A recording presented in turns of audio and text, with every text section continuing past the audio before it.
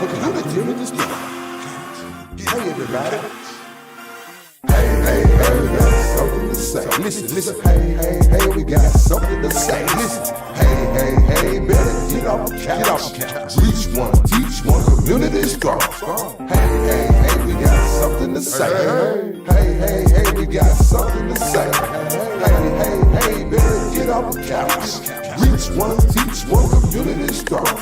Welcome to the show. We about to drop some knowledge to Mr. Howard Sanders with the brother Coach Barber. Superheroes, conversation about the real. They try to keep it clean, but let's express how you feel. Good spirit, good vibe, no hatred or no hate.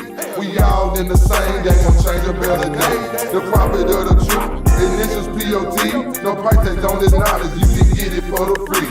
Reach one, teach one, the old and the young. We got it by the spirits with the power of the tongue. I'm on the inside looking out, they on the outside looking in. Keep it cordial, don't export it. Call them family, call them friends. You pursue it, you can do it. Show love, count your blessings. Life is hard, but it's fair, and it comes with some lessons. Mental power for an hour, want some knowledge coming to college. Important people, different topics, not that daily garbage gossip.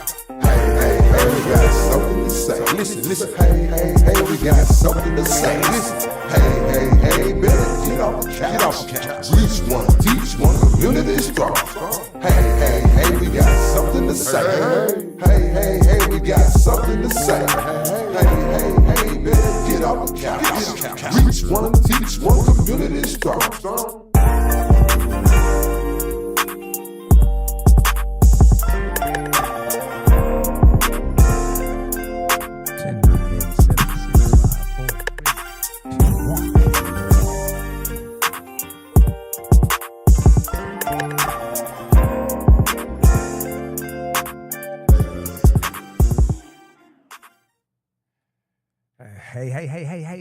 Hey.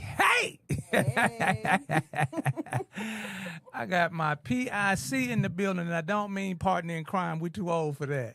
So I got my partner in community in the studio, Visions Unlimited Studio, Jackson, Mississippi. Be sure to give us a connection at 601-937-5671. Tonight you can call in, hopefully, at 601-317-8138. Want to give a special acknowledgement to our superhero.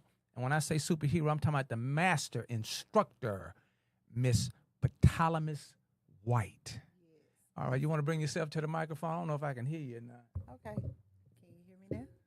Yeah, but I want to be able to see your face. You're looking mighty beautiful this evening, Miss Tripp. Well, thank you. Thank you so much. That means somebody got the business today.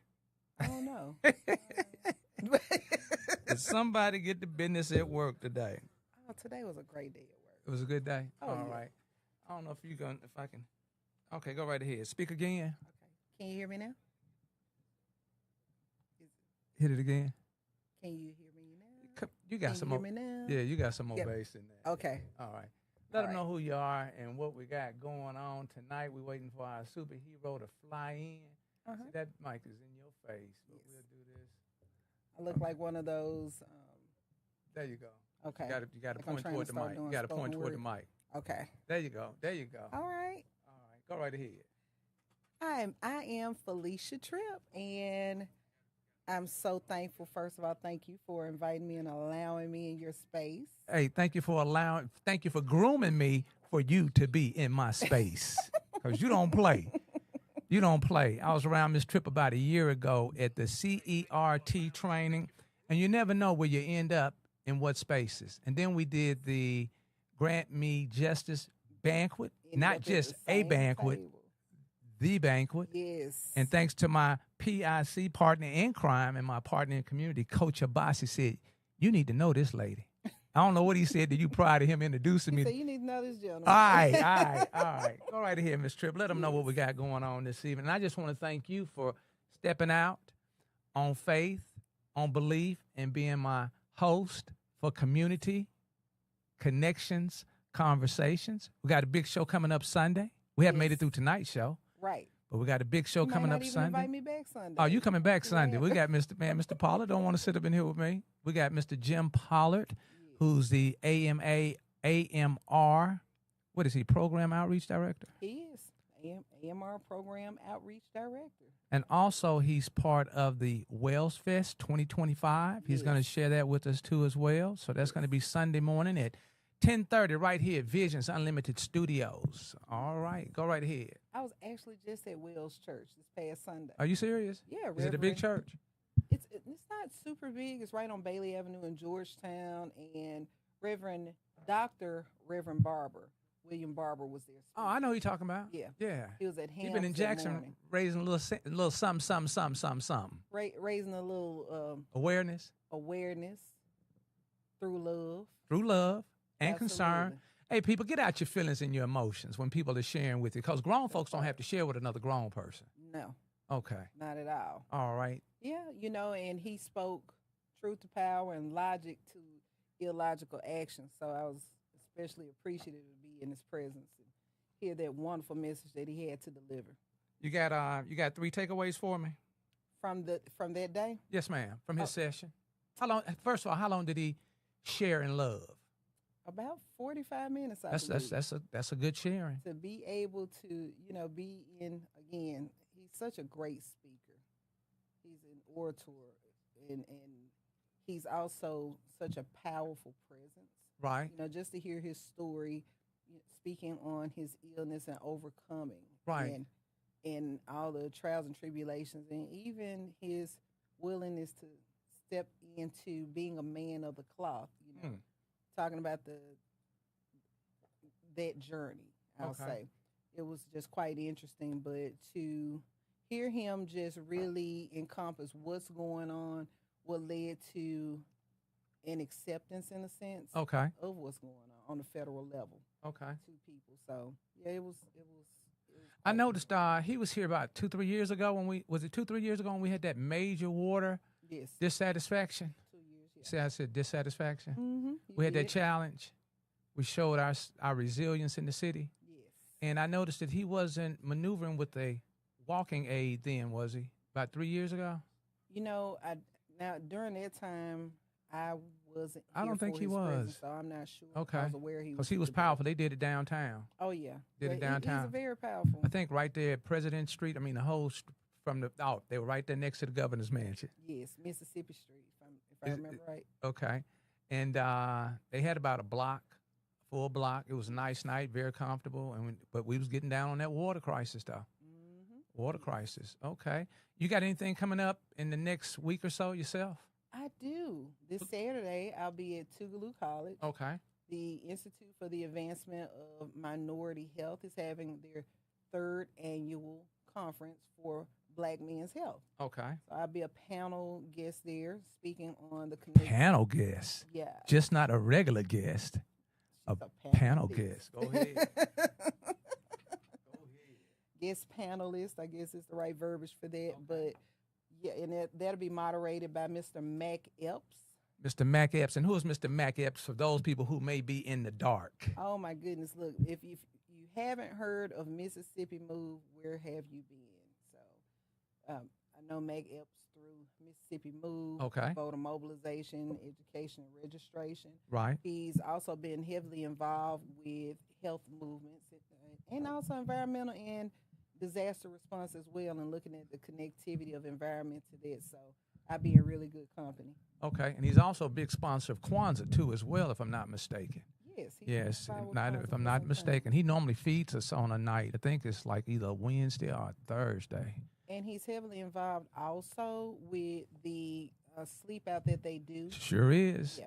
So Under all types of conditions of weather. They don't pick a good night. no, it's They still- pick the night that's the night. and they don't cancel no matter what it is. No matter what. Yes. So that's bringing awareness, consciousness, support for our homeless population Yeah. over at Pitman Park. Used to be Pundexter Park. Yes. Okay, so just want you guys to stay in the knowing community now when that event comes up. Even if you can't come out and participate, you can always make contributions and donations. Yes, I know Valencia Robinson had been collecting socks for several years Okay. to pass out to the homeless during it. I mean, other people too. I'm just, of course, giving the names that I know. Right, and right, have right. We don't known want to for take away years, from have been anybody. absolutely. Have been connected with that for many, many years. So shout out to them for that. Okay, and we want to make sure that, hold on just a moment. Let me call Okay. Miss, she blowing me up. Why Hello, hello, hello. You guys bear with me 1 second. Also, this coming Saturday, we've got Operation Good. It's going to have something at the Old Rose. It's over on Terry Road. Where you at, teammate? Huh? Okay, we got our superhero pulling up now. She's been rescuing babies, burning buildings, and saving people all day long. Ha! We're going to make it work. We're going to make it work. Yes, yes, yes. Those tuning in. Yeah, we got a superhero coming in tonight. It's going to be interesting having two warrior goddesses, warrior queens, warrior empress occupying the couch tonight. We just want to get a little update and see how Miss Morgan is doing, not to take away from any leadership in the city of Jackson. Life be lifing.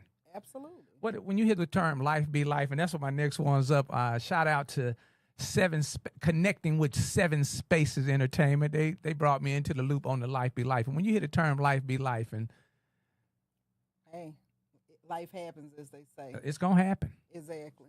I heard my Charlotte, what is a guy named Xing Hing Yi? I hope I'm not mispronouncing his name. He said we have to get beyond reacting and start responding. Yes. And as soon as I heard that, it's the little things.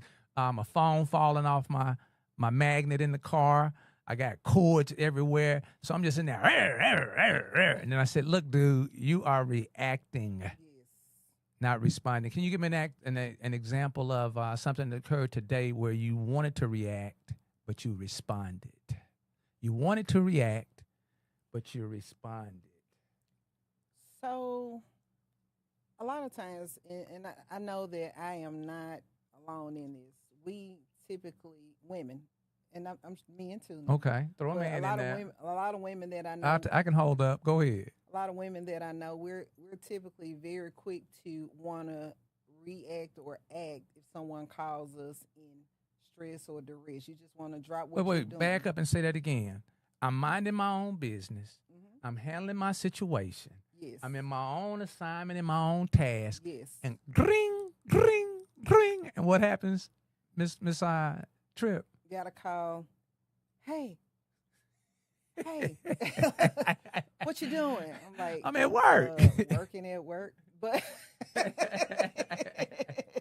look, I just had an emergency. Who just had an emergency? I just had an emergency. Can you come and help me out? And all right, okay, so what's the emergency? And then you hear the thing, and I'm like, that doesn't really sound like an emergency. Wow. To me. But you feel it's an emergency.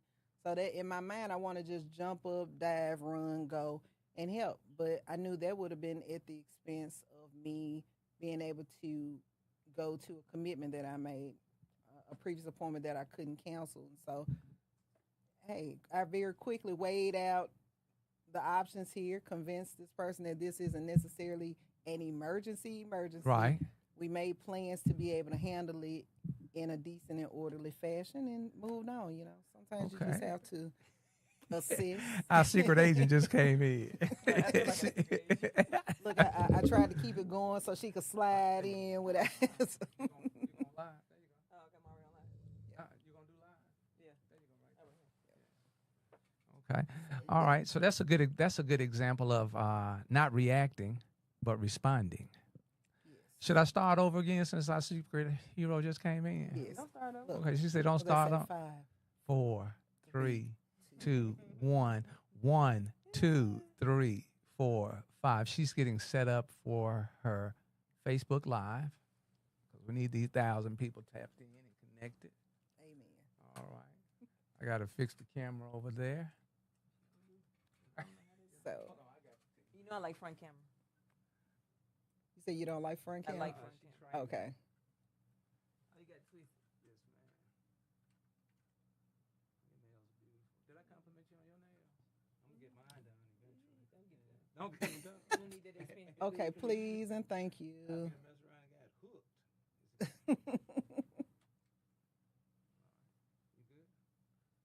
Oh, man. You can tell my hands was in the camera. Look, Hey, this is unapologetic and uncensored. I had my Botox in the. Hold on, now it wants to. Hold on, how about I switch? Oh, there she go. We got her on the couch. We got her on the couch until I can get my other camera. Switch your angles. Okay. I'm gonna get you right. I'm gonna get you right. That's not your camera. This is you right here. Oh, Hold well, on. I'm right here. Yeah, Okay, let this me my get good. your whole head in here. Oh, I gotta get all that fire impressed on. There we go. Oh, we got that. There we go. All right. Until we get situated. Hey, six of unity, love, and peace. Get peace, love, for community. Hey, everybody. Hey, we got something to say. Listen. Hey, we got something to say. Listen. Hey, better get off the couch. Reach one, teach one, community strong. Hey, we got something to say. Hey, we got something to say. Hey, better get off the couch. Reach one, teach one, community strong. Welcome to the show. We about to drop some knowledge on the Mr. Howard Sanders with the brother Coach Bobby. Superhero, conversation about the real. They try to keep it clean, but let's express how you feel. Good spirit, good vibe, no hatred or no hate. We all in the same, they gon' change a better day. The prophet of the truth, initials POT. No price tag on this knowledge, you can get it for the free. Reach one, teach one, the old and the young. We got it by the spirits with the power of the tongue. I'm on the inside looking out, they on the outside looking in. Keep it cordial, don't export it. Call them family, call them friends. You pursue what you can do is show love, count your blessings. Life is hard, but it's fair, and it comes with some lessons. Mental power for an hour, but some knowledge coming to cop. Important people, different topics, not that daily garbage gossip. Hey, we got something to say. Listen. Hey, we got something to say. Listen. Hey, better get off the couch. Reach one, teach one, community strong. Hey, we got something to say. Hey, we got something to say. Hey, better. Hey. Want to thank you all for connecting community connections conversation tonight. I've got a host tonight, Miss Felicia Tripp, our superhero, Miss Attorney Bridgette M. Morgan, Esquire. I'm going to have her to break that down to me. I got to find out what's going on with these ESQ. Community Connections Conversation with Community Strong Fort Jackson, MS. Next one's up, Vision Unlimited Studios. Social media, Facebook, Howard Sanders, uppercase I, Facebook group. Please join and use it as a vessel for knowing community now. Community Strong Fort Jackson, MS. YouTube, H_Sanders 2. Catch us every other Monday when we do our 45-day challenge. We call it Addiction Mindset Redirection. Also, Jackson Resource Center, focus, knowing community now, people, persons, individuals, events, opportunity, skill building, self-care, self-help, organizations, agencies, city government, county government, state government. Oh, this lady got light and everything. Guys, y'all don't, hey, this lady, Miss BMM don't play ESQ when she's showing out. I'm about to go get me one of those. Businesses, community is family, family movements, church, school, university, municipality. Purpose, I'm going to let Miss Tripp over here looking all nice and stuff. Let me get her on the couch so she can do a little reading for us. Hold on. Here we go. Go ahead, Miss Tripp. Now, these glasses are for fun, not real. Okay, But I had Brother Hopkins coming in. He got the babbling and bumbling. You know what he told me? What'd he I tell can you? read. I just don't have my glasses on. All right, man. go right ahead. Shout out to Reset Jackson. Go ahead. Okay, so On the purpose. we're on purpose. Yes, right? ma'am. Connect, inform, engage, empower, educate, inspire, stimulate, network, and relationships. And this is a handwriting. Reflecting genuine concern, love for community, emphasizing. You see that? Okay, yeah. Look, I was that right there. Okay. I did see. Okay, yeah. Reflecting, genuine concern, love for community, emphasizing joy, fun experiences, living life for life. Living life on life terms. Living life on life's terms. Okay, the end look like an R. We're good. Life be life, and no shaming, no blaming. Judgmental, free zone, energy, passion, compassion, empathy, sympathy, failures, successes, lift, and steadfastness. All right. I got to ask our superhero a question. What challenged you today instead of reacting? What's the word I use? Reacting and Instead of reacting versus responding versus. Yes, reacting versus responding. Does something push you towards reacting as opposed to responding?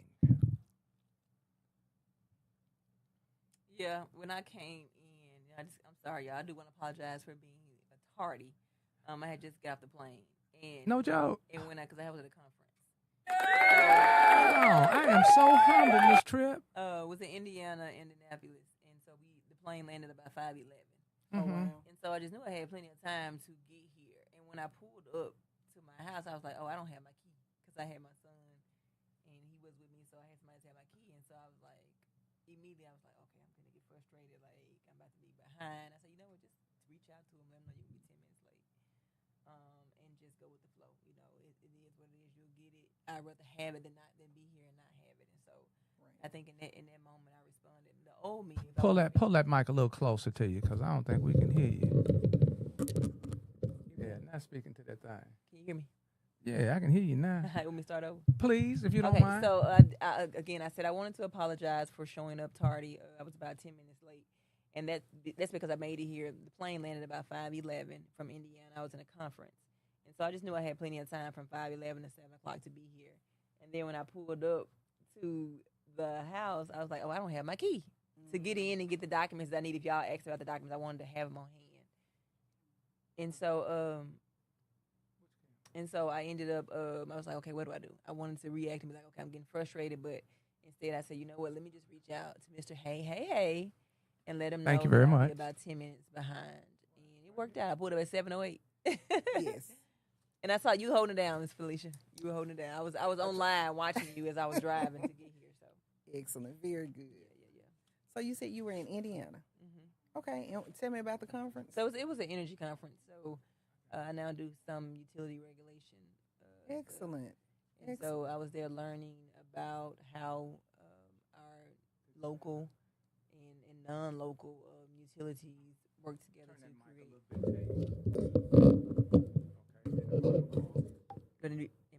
Bring it on up a little bit more. What about now? The engineer is making sure that everything is everything, you all. You know what? What I've learned from watching you over the last What's that? year? I've been in your space for about a year. Yep. When I go into court, I'm taking your ass with me. And then that's right. I'm You not figured playing. it out, ain't it? I'm not playing. Wait, This you know? lady, when she shows up with her tablets, her notebook, her phone, her iPad, it's time to go to war. They We know battling. They know. So I want to. Oh, they know. Yeah, they know. Okay, well, go right here. I've been doing it since the public defender. And first they was like, and then people calling, they was like, if she's showing up, she know what she's talking about. Like, we want her in our team. At what point in your career did your confidence just walk in with you? Was it day one? No, honestly, let me tell you, when you're prepared, confidence comes with it, right? Wow. When you know your story. I remember my first time when I was in law school, we had to argue a case, a little mock trial. And I used to talk much faster than what I'm talking now. And so I told my mom, I was like, man, I'm scared. I said, how am I going to be a lawyer if I stutter? Like, they're not going to understand what I'm saying, right? And so mom told me, she said, just pretend like you are Angelina Jolie and you just own a movie and you're acting. And so I just literally channeled that. I was like, okay, it's a movie. It is a movie. I'm not me. Right. And so then over time, I slowed down. I still talk fast. The court reporter's like, hold on, Bridget, what are you saying? I still naturally talk fast, but I talk at a rate where you can at least hear what I'm saying, right? Even if I have to repeat myself.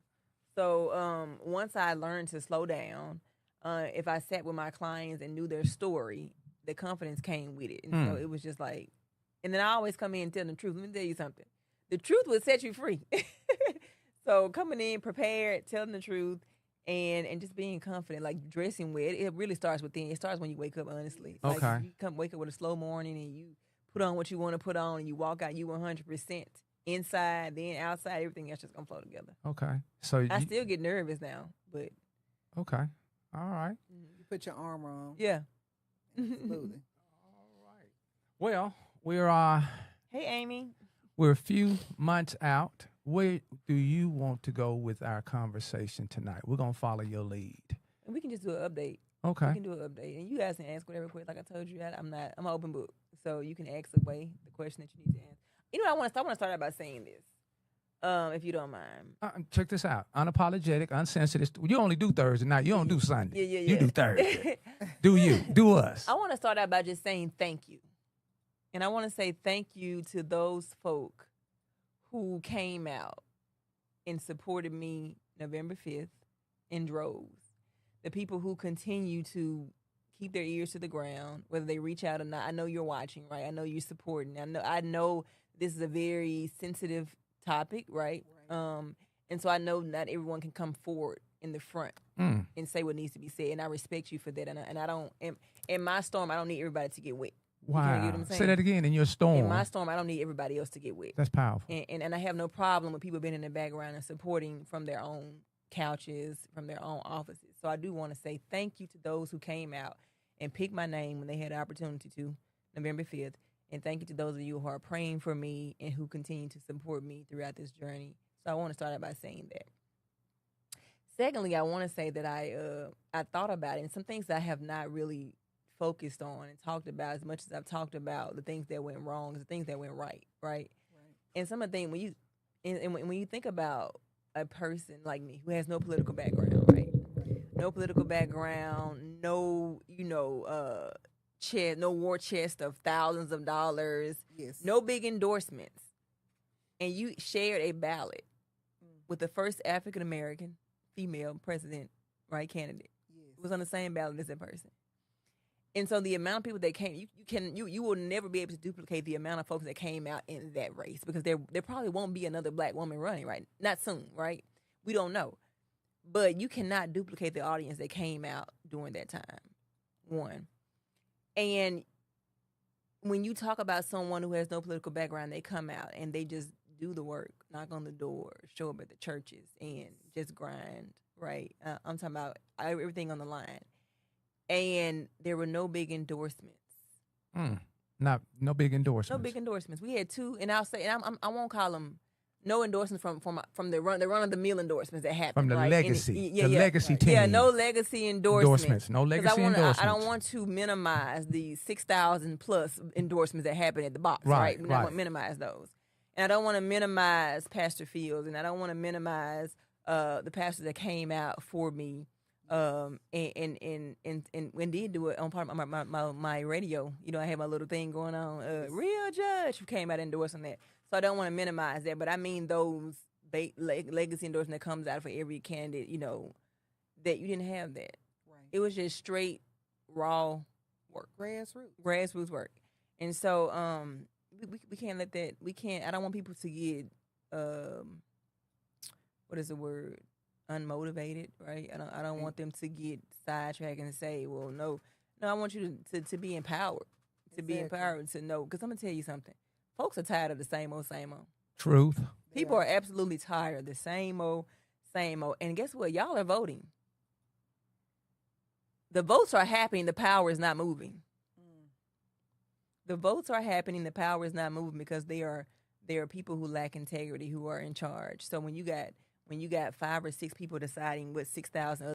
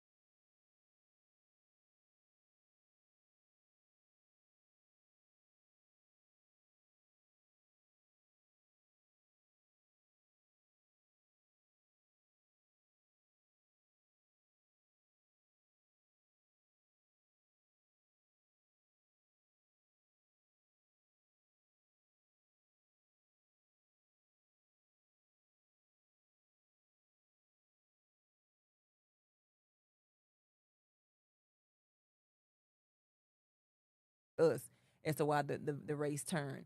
But if you'll look at state law talks about how those absentees are used to do fraud. Like if you want to do fraud in an election, you'll do it through the absentees, because like you said, it's mail-in ballot, and a lot of times people don't know to ask for the reports that go along with it. And when you like, okay, how many absentees came in, people are just so quiet about it. I don't want to tell you the exact total that came in or what happened with them, and that's because you don't have anybody watching over you, because you're behind closed doors with the absentees ballot, right? With the election day ballot, you're putting somebody's name as going in, and the machine is immediately counted. You can hardly fix that, right? Right. But with absentees, you don't know whether or not Shirley Brown's came in or not.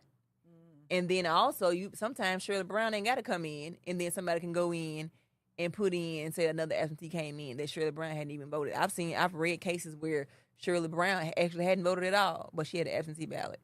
Right, and so that's because people are doing things they're not supposed to be doing behind the scenes. So I know we got a race coming up in November. I'd actually would encourage people not to vote absentee. Like, if you can at all, you already know a race is coming up, go ahead and make arrangements to vote on election day. Right. The less amount of votes you give him to manipulate, probably better off it'll be. But I would definitely just say let's do away with absentees. I want to do away with runoffs altogether. Those are just unnecessary obstacles in the way of keeping integrity in the elections. Let me dive in.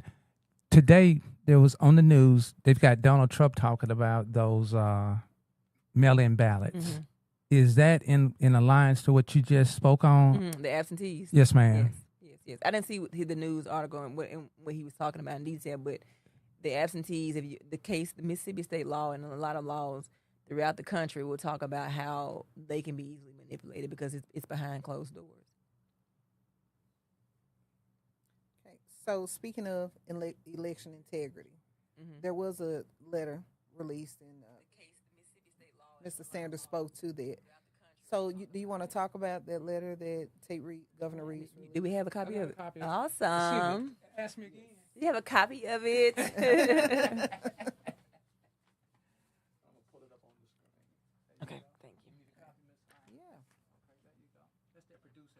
Yes.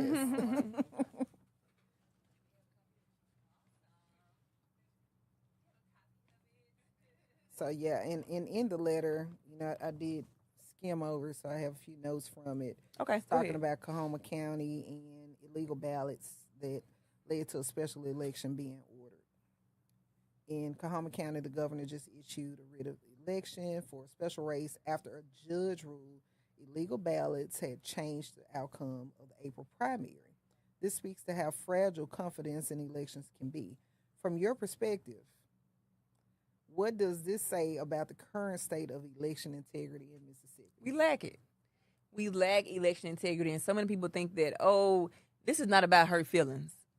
It gets so. This is not at all, y'all, about hurt feelings, about a sore loser. This is about people literally manipulating the people's votes, right? And people should be scared. You should be absolutely afraid, because when you think about it, and I say this all the time, I think I've said it more than one time here, we're 60 years out, maybe 61 now, 61 years out from being able to vote, right? Right. And now we got our own people who look like us, who are manipulating the voting process. Right. And make it make sense.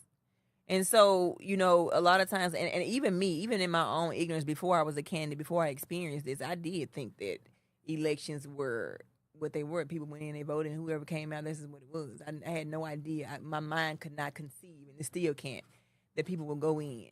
It was that important for them for a certain person to get the seat, that you would go and do things that you're not supposed to do. And so there is a lack of election integrity here. So what kind of, I have not read the full facts on this, but I can kind of give you a general idea of what it means to have illegal ballots. Do you mind, Attorney Morgan, if you read each paragraph and break it down for us, please? Yes. So it says, following the April 22nd, 2025 second Democratic primary election for the office of Ward 1 Commissioner in the city of Clarksdale, Mississippi, Timothy Bopunk filed in the Circuit Court of Coahoma County a petition styled Timothy Bopunk versus Ray Sykes, challenging the results of the second primary election. So what actually occurred here, it looks like, is that Mr. Punk ran a race against Mr. Sykes. Mr. Punk, it did not go in his favor. And so what he did was file what's called an election contest. An election contest then allows him, before he filed the election contest, he probably likely filed, he put the parties on notice to have a ballot box inspection. That ballot box inspection that you have to do within 12 days of the election allows you to go into that box and to comb through every ballot, every report, everything that has anything to do with that election. And so you're able to find the issues that occurred. Once you get a hold on the issues, you're able to file what's called an election contest, right? And that's what he did here. And so he likely filed his election contest, and he listed out those issues. The second paragraph says, on July 10th, 2025, the Honorable Jeff Will entered an agreed order for special election holding. The parties hereby agree that there was a sufficient number of illegal ballots cast to change the outcome of the election, thereby demonstrating that the will of the voters or the electorate could not be ascertained, that a special election necessary. So I'll break that down. So when you go and you do an election contest, it just depends, but the question becomes who had the most legal votes, right? And so what it looks like here is that there were some illegal ballots. And now the word illegal used in the term of election contest does not always mean something happened criminally, right? Illegal means the name wasn't signed across the flap, and it makes the vote illegal. Illegal means we don't know who cast the ballot, and it makes the vote illegal. If you cannot ascertain who cast the ballot, and if you have issues where there's no notary signature, no witness signature, name not signed across the flap, or the ballot or the envelope is empty, or whatever the case may be, if there's not one person and one vote, then the ballot is illegal. And so he must have found issues that made some ballots be illegal. And so those issues he found changed the outcome of the case, meaning that it was no longer in favor of Sykes initially. It became, those results that he found became that it was in favor of him. And so when that happens, and when you can't ascertain who the will of the voters are, and likely it was probably was a close case, so you couldn't determine if the voters wanted Mr. Punk if they wanted Mr. Sykes. Right. And so when that happens, the judge, once you get through with putting your evidence on, the judge then has to call a special election, because now we can't decide who the votes would have went in favor of. And so he called a special election to have them do the election over so that people could decide who it goes in favor of. And so then it says, accordingly, the circuit court vacated the results. So basically, he took away from Mr. Sykes' win and said, okay, this is now a blank slate. You guys can start again and do another election. And when that happened, it goes to the governor, and the governor has to officially call that, and that is what Tate Reeves did in this particular election. That's the second paragraph. And then so he says the only candidates who shall appear on the special election ballot are Timothy Bo Punk and Ray Sykes. So they literally did the election only for those two parties. And it shall be held, notice thereof shall be given in the manner consistent to that particular law and the laws of the state. So again, two things could have happened here. He could have found enough illegal votes cast that it was no question that the votes were in favor of Mr. Punk, and then he would have had to swear Mr. Punk in as whatever he ran for. Or you couldn't ascertain who the votes went to, and then you would have to have a special election to let the people decide again. And so in this case, it looks like they couldn't decide who the votes went to, and they called a special election in this particular case. But we know that Governor Reeves' caption on that said that we don't condone cheating in our elections, and we want to maintain integrity. That's what the caption said when he shared it, when I shared it on my post. Does that mean that he has a relationship with those two individuals? Why would he step out in that situation? Tate Reeves. Yes, ma'am. But no, he's the governor, so the governor has to be the one. Once whatever happens in the court, the jury. Yeah, once whatever happens with the court in terms of whether it's going to be a special election, whether it's going to be somebody sworn in, either way, the governor has to be put on notice. Okay. And the governor has to then make the public aware that either we're going to swear somebody new in, or we're calling a special election, because the governor is the one who calls the special elections. Okay. All right. So what is it you talked about, and I love the fact that you decided to talk about a lot of the positives that came out of your experience. Yeah. What is it that you would like, what if you had to give one message to other people who are considering running in the midst of this? What would that message be right now?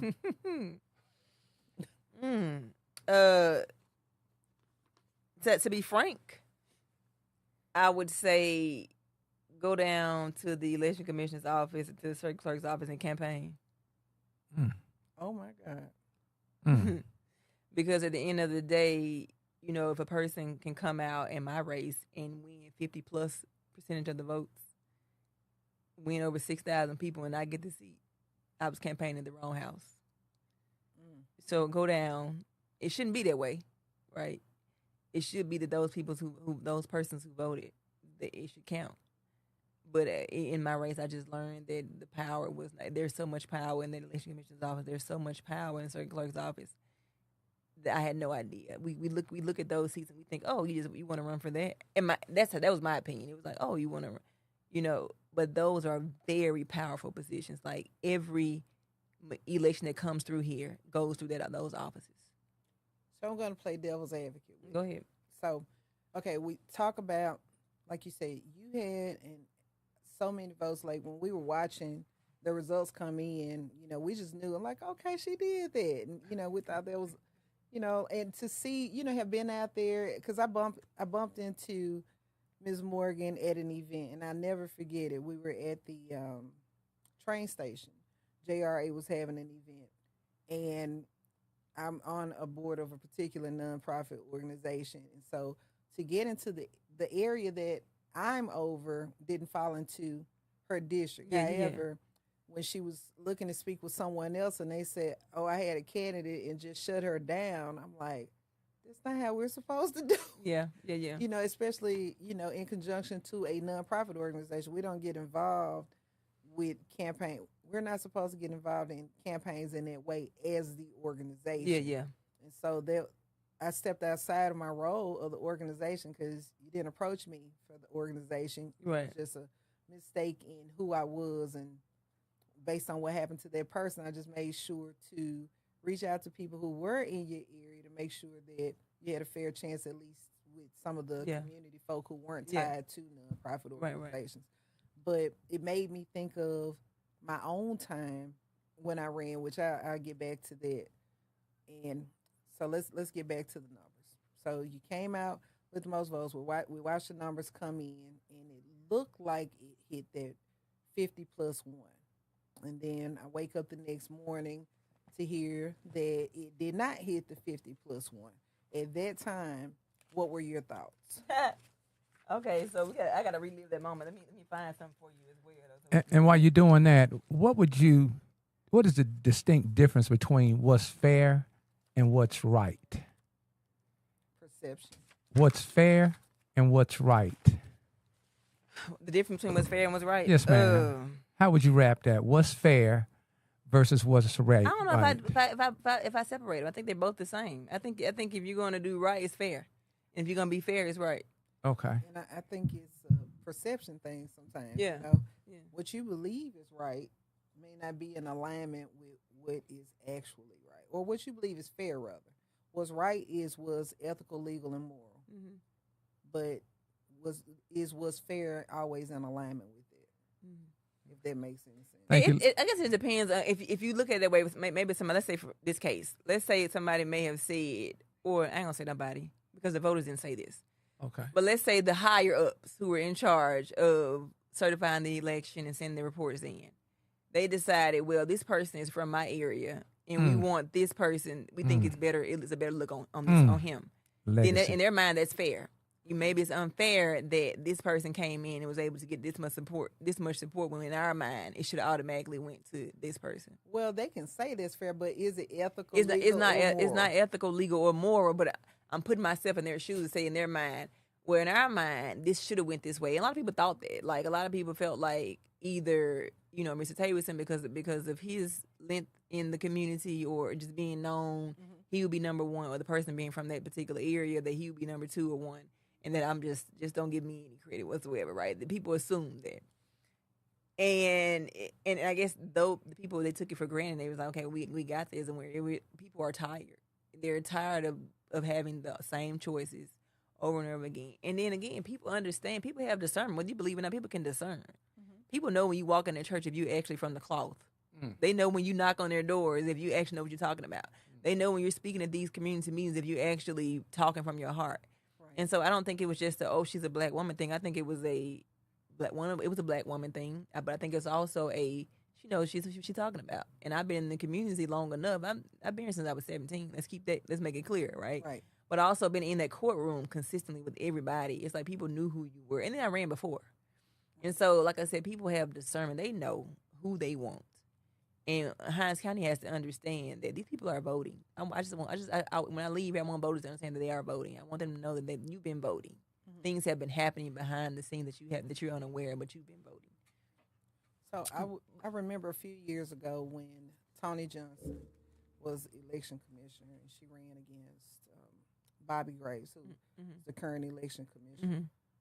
And Miss Graves came out so far ahead of Tony Johnson. However, she didn't get that 50+ one. In a runoff, Tony Johnson took it.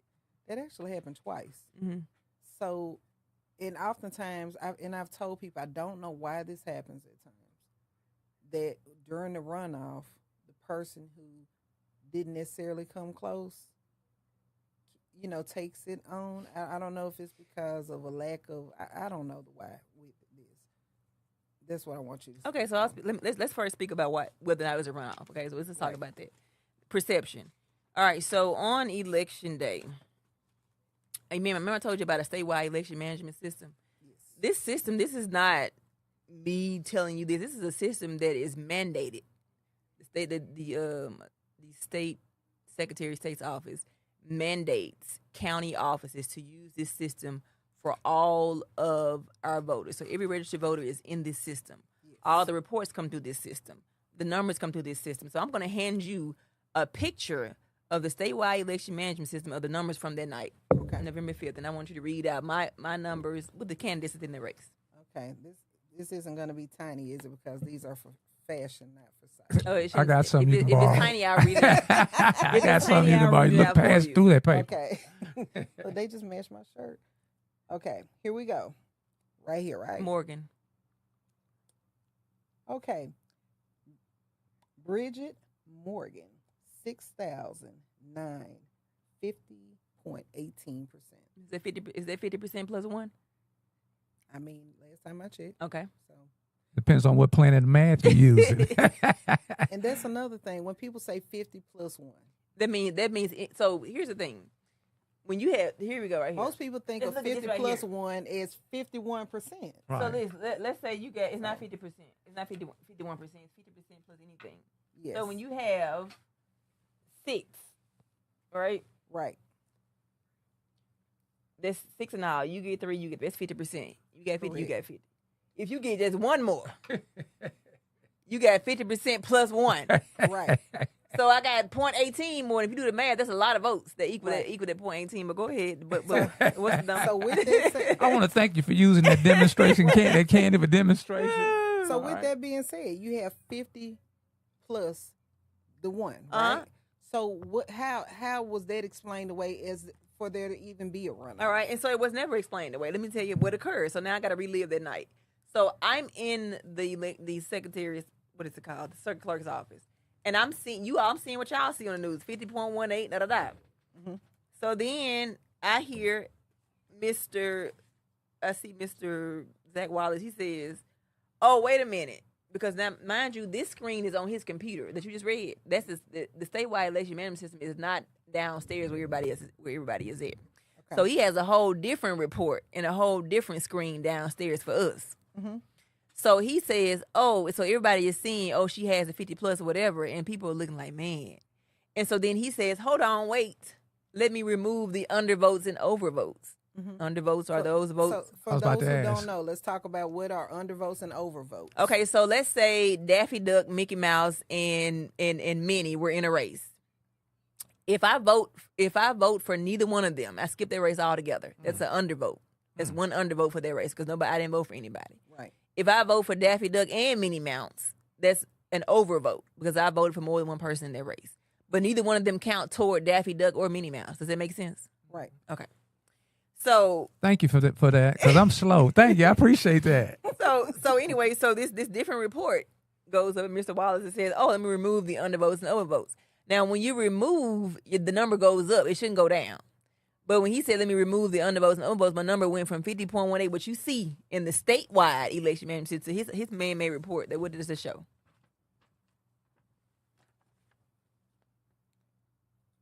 Oh, right, 50% even. So he changes it from 50.18 to 50%. But mind you, he doesn't change it in the statewide election management system. Y'all just don't see that one. Y'all never, the public doesn't see the statewide election management system. So y'all only see perception, deception of 50% even. So the people downstairs say, oh, she didn't quite have it. However, the news also is tagged in on the statewide election management system. So they know that I had 50.18. This is why the news put this out. Okay, so let's go back to something else I'm seeing here. Go ahead. Okay, I see here 32.21% on the original document you gave me. And I see 32.10% on this one, okay? And then I see 50.18 on the original document for you. And then here I see 50% even. Let's go down. I see 17.61 here and 17.55 there. So what I'm not seeing is either one of their percentages going up. So with that being said, where is percentage-wise? Let's not even go by votes. Percentage-wise. So if the shift went that way, and I'm looking at the number of votes also, still see the same number of votes, but the percentage shifted in such a way. So that's the part, the math for me. None of it makes sense. That's why it's a man-made report. The one you're reading with the 50% even is a man-made report. All of these numbers and all this paperwork being generated, is that going on while the ballots are coming in or after we shut down at 10 o'clock and we can't see anything else? The statewide election management system is what y'all saw on the news. That's automatically connected to that's automatic. You seen that. Like, that is the official. Okay. The 50.18 is the official numbers. Okay. This one, the other report I'm giving her is what Zach can manipulate himself along with, I think it's called ES&S. You say he can manipulate it. Let's talk about that. How can it be manipulated? Okay, so let me see. You showing them two people thing? Okay. So at 10 o'clock, we get what we get. At 10 o'clock, we get what we get. 7 o'clock. 7 o'clock, but I'm looking at that 10 o'clock news. news. As the numbers are coming right, in, right. Which is so not it's me being 10 o'clock. However long it takes for those numbers to come in, then that we're getting it as they get it. Okay, so as a voter and me not having any information, I'm looking at the 7 o'clock, but I'm really gonna wait till 10 o'clock to see what I consider to be the final numbers. After the 10 o'clock news broadcast, and they kind of give us the numbers, this is going on afterwards. Yeah, but the people at home at 10 o'clock, they don't see the manipulated report. This is we don't. Yeah, if you're downstairs at the and you're like waiting around, you see this report. Right. The news that's why the news sees the official numbers with the 50.18. That's all they have. You don't see the manipulated one that's downstairs, right? Right. How do I know that? Because the news then the next morning reports what I have, and what did they report? It's Felicia Tripp. Wow. So according to this, Bridgette Morgan and Yemi King will face off November 26th in a runoff election, while Morgan had 50.18% of the vote. That's that 50 plus 1? 32.2. She did not have the required. Exactly. So exactly. So keep 50% plus 1 to win outright. So okay, it's saying. Yeah, so I contact the news. This is when so November 5th I'm celebrating and whatever. I got 50.18. I think I went somewhere in November 6th or something. But anyway, I reached out to the news and I said, "Why are you guys reporting a runoff?" Because at this point, no absentees have been counted. All you have is election day, and I got 50.18. There is no way there should be a runoff. Nobody should be talking about a runoff, right? So I asked him. I said, "Why are you reporting a runoff?" He said, "Oh, we got it from the circuit clerk's office." So that goes back to manipulation and perception. So if you're in the circuit clerk's office, you see the 50% even, and then they contact the news and told them to go ahead and put the story out there. So let's go back. Looking at that news story, even if they were going to report what the circuit clerk's office said, how can you report what the circuit clerk's office said and also report 50.18%, but you didn't get the 50 plus 1, but I'm showing 50 plus. Yeah, because the news they have to report truth, so they couldn't report the 50% even that he tried to show us downstairs. They had to report truth 50.18, but they also reported what was told to them was said that it was a runoff. But didn't question it. But obviously the reflection of is this. So, obviously they didn't. Okay, so math is not a strong suit in Mississippi. It's not. So you're gonna take the Hershey Kisses to the media? Exactly. So The media knows about this, and excuse me, from my understanding, and I'm not going to point fingers or anything, but they have been trying to report this case, and they've not been allowed to move forward. So that's why you're not hearing. It's up to us to keep pushing the story out, because if you put it in their hand, it's not going to happen. When you say us, who is us? People, like the people who are the community, regular folk. We got to stop depending on other folks to tell our stories for us. So that's why we keep telling the story. But yes, that is what occurred. So 50. You know what? No matter how you cut it, I had 50% plus on election day. So then the story becomes, okay, let's count the absentees, and that's when it took 10 days, right? Because you count the absentees, and the election doesn't get certified is November 15, which is 10 days later. And in that time, you know, now in hindsight, we went to trial and all this, we now know that there were 100 fake absentees, votes added, sprinkled out in 31 precincts to show a runoff. And so that's how I get from That's a lot of work going on. 50.18 from election day to when the absentees got turned in to 49.9. And now we can call it runoff. So it took 10 days for them to mix all this up and come up with the 49.9. What's the amount of days that you have to challenge an election? You got to challenge it. I forget, but I know you got to do my November 26th was the runoff. I had to file by December 16th. How many days is it? How many days? That was my deadline, December 16th. December 16th was from November 26th. Okay, so from the original election. So yeah, I challenged the original election from November 26th because you can't challenge until a person's returned elected. And so from the first one, nobody was returned elected because they called it a runoff. So once they return him as elected, then I can start the runoff. I mean the election process. I mean the contest process. Okay, because the way it was reported, it was as if you were contesting the runoff results rather than the original results. No, my thing was saying there should never have been a runoff. Right. Truth. Because I had what I needed to. So I wasn't. So first of all, now that you brought up another point, what happened with the runoff? Nobody knows. You remember being in your home November 5th and seeing the numbers come out. Right. You didn't see any numbers November 26th. Those were completely hidden from you. No, and I still hadn't seen it as a candidate. Right. So then when I did the ballot box inspection, or I did notice to actually get into that box, I wasn't allowed to. Again, Zach Wallace is our main person here. He does not allow me to go into the box to see what went on in there. So my petition does not include any errors that may have happened in the runoff because I was not allowed to go into it. And then during the process of us preparing for trial on what we did go in, a lot of what happened in November 5th and November 26th was shredded.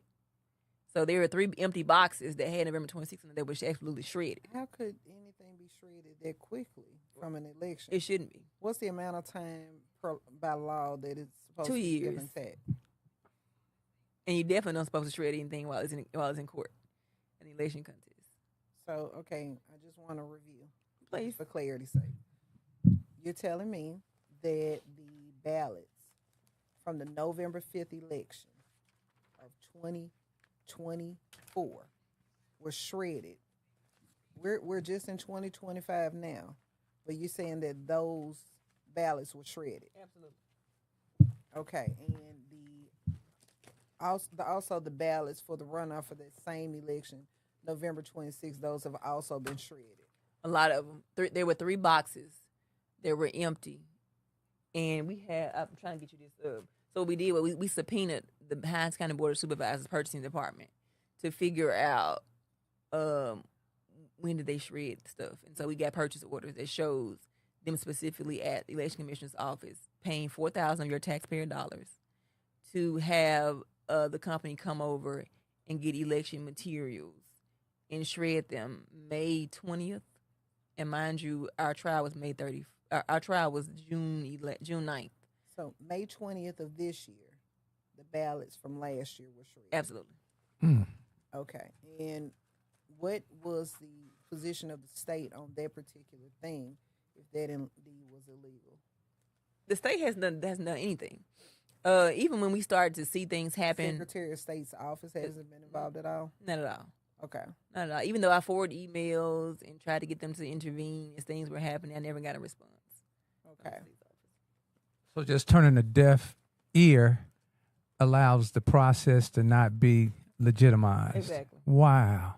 These are grown folks or children? Oh, and you asked me, you said, I'm going to show you another picture. So what was interesting to me, because I knew this was going to come up, when you go into the election commissioner's office, there are other election materials there, obviously, right? So I found November 2023 election. Mm-hmm. And on there's a note that says, do not shred until November 2025. So there are 2023 ballots that have not been touched and shredded. However, ours have. You turn that around for the camera too as well. Am I allowed to ask how you came about that picture? We're gonna leave that alone. Yeah, because we were lawfully inside the election commissioner's office because we had an opportunity to go back in to make copies of the election materials to have trial, and I took a picture of it. It was over in the corner. It just happened to those boxes. It's right in front and center. You can see it. So you can't, you just can't make it up. And so, and so we saw that, and I actually opened one of the boxes up, and I saw there were unused ballots from November 2023 in there, and they took the stand, and they admitted that they had shredded these things. One person said that it was unused ballots, and so that wasn't important. Yes, it is. You have a blue ballot accounting form that tells you to put how many affidavits you got how many spoiled ballots, how many unused ballots. If you know how many unused ballots, you know how many ballots were used. The math you know what I mean? The math it's a part of the equation. Right. And so when you destroy those, you're crippling the equation, you're crippling the process. And what are you hiding? Because you're not even supposed to shred a pen, a sticker, or anything related to an election for 2 years, but let alone when it's in contest. And so we had a lot of materials that were shredded and destroyed. And so we tried to put in a spoliation instruction. That instruction tells the jury that, hey, if a party destroys or loses materials, you have to assume that it would have been unfavorable to them. Right. Of course, the judge wouldn't let that instruction come in, but that is a standard instruction that goes in during trial when material is lost, when gun is lost, evidence is lost, stolen, or destroyed. You have to assume that it would have been not in the favor of the person who lost it or destroyed it. So so legally, what are the steps to intervene if indeed you see that an election commissioner has done something that is unlawful? Who is it that governs them? Would that not be the Secretary of State's So no, you office? guys, it's literally an honor system. Oh, okay. It's an honor system. There is no intervening. We even like I said, when we started to see things happen, where we saw people who had campaigned for Mr. Kings who were actually on the resolution board counting the ballots and all that, we reached out then and said, hey, something is not right here, and we were told we couldn't do anything. Sit on the resolution board. Yeah. People such as The names. Mm-hmm. You had Miss Adams and you had her daughter. They both were supporting Mr. Kings. One of them actually campaigned at one of the festivals, had his shirt and everything, and then they were actually on the resolution board counting the ballots. And so we thought that looked weird. Like, if you're going to support a candidate, you shouldn't be also counting the ballots, right? And so we were told by Mr. Wallace that it was fine, that as long as they weren't blood related, it was fine. And I told him, I said, it's the look of it that it shouldn't be a look of impropriety. But nonetheless, we reached out to the Secretary of State's office about that, and the answer was always, you have to wait to contest it, wait till the election certified and contested. So whatever issues you have, we're not going to stop an election from going forward. We're not going to stop the count. You have to just let it be certified, which is signed, sealed, and delivered, and then you contest it. They still hadn't intervened. I've contested, been in court and all that, and I still have not had any state intervention. So what was the difference with Coahoma County versus Hinds County? A different judge. The results, the judges matter. That's why I said judges matter. Which judge? Who was the judge in your case? Mine was Lamar Pickard. Okay. Okay. And so what next steps do you have? What is right? So I wish you guys had been in trial, because y'all have to show up. Y'all need to show up to these courtrooms so y'all can just see, because people think when nobody's looking they can do anything. But if y'all come and show up in these courtrooms, people probably would think twice about what they say and do in court.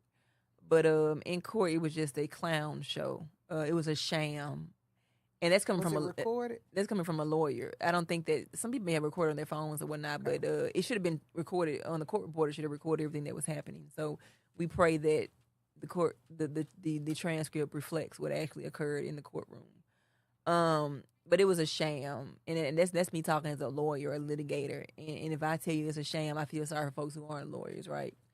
But so we go through the whole process, and now once the trial is over, there's called a post-trial motion.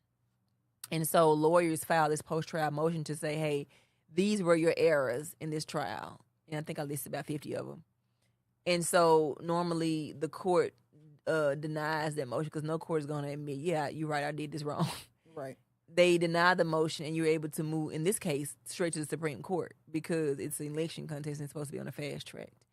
Well, although the trial ended July 11th, this judge did not write a judgment for what the jury decided until like July 20th. So then he backdated it. He filed it one day but backdated another day. So he really tried to confuse me on the dates because the dates matter because you have 10 days from the date that the order is entered to do this post-trial motion. Right. So you just have to, and you have to be on your, so your head literally has to be on a swivel in this case because you don't know who's doing what and why. And so I just elected to file the motion early and then later. Mm-hmm. And so that motion has been filed, y'all, for weeks. And there's still, I can't move forward with an appeal until he rules on that motion. And so, obviously it's a special election. I think Mr. Taylorson did 1 year, and then Mr. Kings is now in the seat. It'll be a year in November for him. And so it'll open the seat back up again next year. So it's like, let's run down the clock. Let's run down the clock. Because then we'll end up in a new election cycle anyway. Mm-hmm. But we're not just taking and leaving that. But we can see this is the game that's being played. There's no attempt to move this thing along fast. I filed December 16th. We should have went to trial January, honestly, because it's supposed to be on a fast track. Yeah, exactly, because it's a election contest. It's on a fast track. And so February came, and I'm like, hey, what's going on? I hadn't heard anything. And finally, we get a March 31st trial date. But we show up March 31st, and we don't have the election materials that we need to have a trial. Mm-hmm. Although, it requires you to have those materials in court. And so I asked for a continuance. They gave it to me, and we still didn't have them July 9th either. I just so happened to have made copies in the interim and was able to use those copies of reports. But they were supposed to be in court July 9th, and they weren't there. We subpoenaed them. We subpoenaed the High County Board of Supervisors. We subpoenaed Zach Wallace. Mind you, Zach Wallace is a circuit clerk. So anything we file, he gets notice of because he's a circuit clerk. So his name is on his subpoena that I subpoenaed him for. And he was out of town both days. Both times we tried to have trial. He did not submit himself to the court. So we could not cross-examine him or direct examine him at all. And so, so the materials of who knows, like I said, they went in the process and shredded stuff. We don't know what they're doing with it now. They could be doing the same. I don't know. But it's just been a sham. It's been a complete sham. Okay, so we talked about right to speedy trial just briefly versus fast track. How do the two intertwine, and what's the difference between them? So basically, the Sixth Amendment is a right to a speedy trial, right? That's for usually it's for the criminal. We usually doing criminal trials. This one not necessarily right to a speedy trial. It's just saying because of the nature of the type of cases, these election cases are on a fast track, and so the statute requires you to get it in as soon as possible and rule on it and move it forward because you have a person in the seat who's not supposed to be there. Mm-hmm. And so that's an issue. And you run into a different election cycle. So it's a sensitive time, it's a sensitive topic, and so you don't want to have the wrong person in the seat for years. And you have to turn around and go fix it. And so that's kind of what they're leaning on. Well, I've been here already. It doesn't make it right because you've been there. It doesn't make it right. But people like to say, well, I've been here already and no. But and like I said, I think recently there was another case where it had been 2 years. Mm-hmm. The case had been going on, and they called a special election, another one of these small counties as well. And so, if they call a special election or whatever case may be next year, then they're gonna do whatever they need to do whenever we get to that point. We just got to get to that point. Understood. Yeah. So right now for Bridget, with all of this going on, where are you with it? As far as I see you have the fight to continue, but have you defined what the finish line looks like for you with this particular fight? Good question. I do. I know what the finish line, but I'm not going to share it, the finish line. Better answer. Yeah. Just because, these people are grimy. Can't let people know you're stressed. They grimy. But I can tell you that I'm not gonna take it lying down. I'll tell you that I know that I put so much on the line to let somebody take something from me in this manner. And then no apology, no accountability, no nothing. I mean, it ain't even about me, y'all. It's really about The process. the people. Yeah. Man, it's about me protecting democracy, protecting black women who want to run for office, protecting just innocent people who are out there voting, like just protecting the process, the integrity of the whole process. And if it ends up changing the whole process, then so be it. But it's not. I don't want people to think this is just this is a Bridgette thing. It's not. This is a Hinds County thing. This is an election thing. This is a black woman thing. This is a voter thing. But for me, what am I doing in the process? How is Bridgette? Man, it depends on from moment to moment. My sister was an hour on the phone the other day, and she said, when they came back and said what they said, the jury, whatever, she said, I was telling our mama, she said, I was like, how is she okay? Like, because I've been there and I've seen her go through everything she did and like, how is she okay? And there are moments where I just look okay. And there are moments where I'm just like, I am pissed off. Say it again. I am pissed off. Like, and it come at the weirdest time. Like, I can be doing my makeup in the morning time, I can be putting eyeliner on. I think about a street I walk down the campus and be like, now how are you here? And not, you know what I mean? And not there. And it's like, I literally get angry. Because I'm in a place now where, especially, and I don't know if this is normal, and you can probably answer this more, give me some insight on this. But I'm mid-30s now, and I've been in my career 12 years. And at this point, in what I've done so far, I thought that there would have been, this is my landing place. This is where I can sit, right? I can excel. Right. And because of this, I now feel like a 18-year-old high school student trying to figure it out. Which way do I go? Right? Because you're fighting this, but you still got to eat. Right? Correct. Like, do I start something here and then go? I don't know. You know what I mean? So, but it's like, I know that because of who I am, my heart, my integrity, my skills said that I'm supposed to be way farther than where I am. And I know that there have been intentional attempts to keep me at a certain spot and at a certain level. And so, again, there are moments where I'm like, girl, you really won this race and you did, and you only had that, and girl, look at you, like you know, and then like, girl, God literally saw you, found you worthy to endure this. Like, you're the one that's gonna call this out. Like, you know what I mean? Like, what an honor. And then it's like, girl, God, why you playing? Like, why you have, you know what I mean?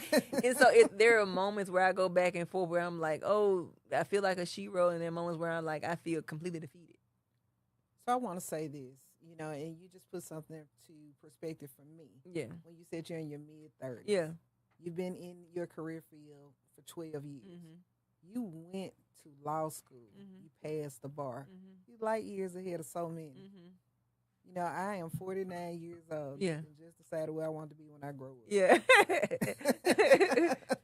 I know more about what I don't want to do. Yeah. Than what the next chapter held for me just a few years ago. And I am truly a believer of this. And I was talking to my daughter. Sometimes we repeat different cycles in life. You're going through the exact same scene. It's just a change, right? You're going through the same scenario, rather. The scene just shifts until you learn whatever that lesson is that God has for you to learn for elevation. And I heard you say that, you should be further ahead. I think you are further ahead than what you realize. You're a beast and don't even know it. So, and these different things that we go through, I don't even like to say trials or tribulations, is warrior building. Yeah. And it's for something grander and greater than even that which you realize. The thing that you set your mind on as being a stepping stone might not even be a high enough step for you. It might be a block for you to go to that higher plateau that God has for you. Yeah. So oftentimes the plans that we have for ourselves are not necessarily in alignment or as grand as what God himself has for us. So none of it is for nothing. Yeah. You're being built for something. You just have to be willing to learn the lesson. Yeah. So what is Ms. Morgan doing on a day-to-day? Are we back to practicing law? You just flew in. And we're so humbled here at Community Connections Conversation. Flown in. No, flued. Fluid, and you got fluid in. You got flued out, she flued in. That's what I said. Is that what I said? I was joking. Oh, okay. So Well, never ever actually say that. I was Okay. joking. so what does day-to-day look like for Miss Morgan now? You still Oh practicing yeah, I law? still practice law. Like I said, I still practice law. I work full time. I still teach at Jackson State. School just started Monday. And I'm still, my son is playing on 2 football teams, Lord. And I was that mom who said that my son would never touch football. He's not going to get hit across his head. And that's the one sport that he wants to play. Oh wow, yeah. And my sister always said, "Look at you," and I'm like, "Well, how did you like, sir? This is the one thing you want to be doing. Why?" And so he is. I mean, he's done soccer, basketball, baseball, and he played with butterflies on the field. People, the game going on, he over here looking in the other corner. And now football, he has literally stuck to it, and he seems to be very passionate about it. And so I am, in the midst of doing that as well, and then still fighting. I mean, I have cases on my own that I'm fighting for, clients who've already I'm gone on from, but they still call me. And I think I'm like a mom to everybody. Like, to even my clients, they're like, "Oh, just don't call her," and I answer the phone. It don't matter what time of day it's like, cause I like to just hold people's hand and just because the process is very confusing. Right. Your life is torn up, and it's like I've been in it, so I know how it goes. So I just try to make it as simple as possible for them. So I still take cases, and it's a lot of fight going on, y'all. And I don't know. I'm shocked at my own self sometimes. Like, girl, how you still doing all this? What do you do for self-care in the midst of all of this, and for disconnect? Honestly, I just go within. Like, I like self karaoke. I mean, I like solo karaoke. I'd be at home, just turn the music on loud as it can go, and just sing. I sing. I write. And I scroll this, and it's kind of fun. Then also I play Toon Blast on my phone, play a little something. I like driving too. Just like I would just drive, and I talk it out, pray it out. I serve in church, and like I said, there are moments where I'm definitely weary, and and I have people that support me, and just like say and build and pour into me like you just did, and they like, okay, you're further along than what you think you are, or you built for this, and it helps in moments. Some moments it's like I don't want to just be strong. Some moments that we're strong, people are like, "Oh, you got it," and it's like you don't want to hear that. I know I gotta have it, but I don't want to hear you tell me I got it. Right. I want you to let me fall in this moment, right? And so yeah, but I think that I kind of balance it as much as I can. Our viewing and listening audience is probably wondering what type of cases are you representing people in court with? You know what I love to do? Criminal defense. Okay. Like that is my. That's a nugget she just dropped. You guys better catch it. That is my passion, and y'all can reach out to me if you have any criminal defense cases in the state of Mississippi. 769-218-8677. There she go. Fire and brimstone. 769-218-8677. Criminal defense cases across Mississippi. I love criminal defense. Love it, love it, love it, love it, love it. So I do that for the most part. Why can I ask why that's your passion? The criminal defense? I think I'm Harriet Tubman. Look out now. Let my people go type thing. Look out. I mean, but it's one of those areas of law. Like I said, you can't know everything. You gotta be good at something. And for me, as a young person, that's what I saw in my neighborhood. I saw police coming into shaking it up, and I was like, I want to be on the other side of that. Like I want you to fight against me, right? And so, and it was that system. And, like I said, if you ever watch 13th on Netflix, it's my favorite documentary. I have everybody to watch it. But it tells you just how, slavery went from what it was in the cotton field to what it is now, which is the criminal justice system. Yes. And so when I say Harriet Tubman, I literally mean, like, there's a different form of slavery that's happening. She's got a saying that she would have freed more slaves. Yeah. Had they known. Yeah, that they were slaves. That they were slaves. And and that's what I'm saying. A lot of people don't know that they are. And then some people you can't help, and that's one of the things that I also had to learn. Some people don't want to be free. And I also asked a question: how many people came down to the river to go past the gates, and they decided they going back up there to master? And I know Harris said, "Look, I need to holler at you." And they never made it back. Yeah, but I'm gonna tell you something though. And if you study psychology, it's called the allegory of the cave. And people don't know what they don't know. If you always in this four walls, right? And so what I said earlier, when I said, thank you to people who support me but who hadn't come out, it's easier. My life would have been a lot easier if I had just walked away November 27th. It's not. That's not your path. If I just said, you know what, you got it. I know you took this from me, but you got it. How many people have walked away? So many have, and so I'm doing it for those of you who have walked away. I'm here for you, right? Right. Thank you. And those of you who did not have the wherewithal to go through the process to figure out what they did, I'm doing this for you. But I also understand why you didn't do it, because I get it. It is not easy to continue to swing over and over again, to have like your you're wearing concrete your head on a swivel and all that, and it is easier to just walk away. But what do you gain from that? I mean, that's not your mode. It's not mine. That's not God's purpose. And what it does for them is say, okay, and that's why they do what they do, because they know people get tired. I'm gonna cost this. You know how much money it's cost me, how much time it's cost me, how much mental it has cost me. But it's like, well, for an attorney, time literally is money. It really is. And so, and when I first, I've never done election law. Let me just say that. But I represented myself in this case. You did it very well. And before you go there, I want you to look at this picture. Yeah. Can you recant what was going on with that picture? I want to bring one thing out.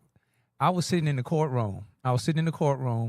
And you made a motion, or you made it known that the name tag did not need to be available. Oh, yeah. What was that all about? Yeah, so in every particular case, so I said, that's a bad lady right there. So what I had done was file what's called a motion in limine.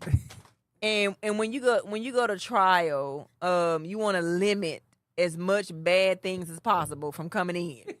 Right. And so my motion in limine entailed him not being able to refer to him as judge, because honestly, it's in question whether or not you should be a judge. They forced us to be in the courtroom that they've assigned him to. So the jury would have came in, just saw Judge King's name on the little plaque, and it's like, no, we're not going to do that. Like, you're not the judge, right? We trying to figure out if you're really supposed to be here. So. Right. I had all of those motion in limines in there, and so we were arguing there. But it was so intense that day, because this is the day that I was shocked, because the materials weren't here. There was a motion that had been again court. The trial was set March 31st, and there was a motion that had been filed that still had not been. They had took about almost a month to be ruled on, and it wasn't ruled on until March 26th. But the trial March 31st. So I had literally 4 days to get the results of the motion, which was to get the materials sent to the courtroom for March 31st. And so it was like, I think, a Thursday or Friday evening. And so I'm running back and forth, y'all, like a chicken with my head cut out between the Election Commission's office and the Hinds County Board of Supervisor's office, trying to make sure that they got the materials to deliver to trial. Right. And the Election Commission's office was closed. Like, it's doing business hours, but all the election commissioners are gone. There's this one secretary lady like, oh, everybody's gone. I'm like, well, do you know? I don't know anything about what you're talking about. So I go to the board of supervisors, like, hey, you realize your office is closed? People are not over there, and they should be there. And she's like, oh, well, nobody. They walking out, and they're like, well, let me try to call so-and-so. She's not answering. So imagine a motion being filed in the midnight hour, and you running back and forth between business offices that are not open, and you can't get what you need to get because it's not in your possession.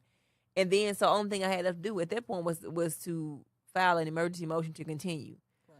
So I filed it. So I contacted the judge's office actually that Friday, and I'm like, hey, I've not been able to get the materials for court Monday.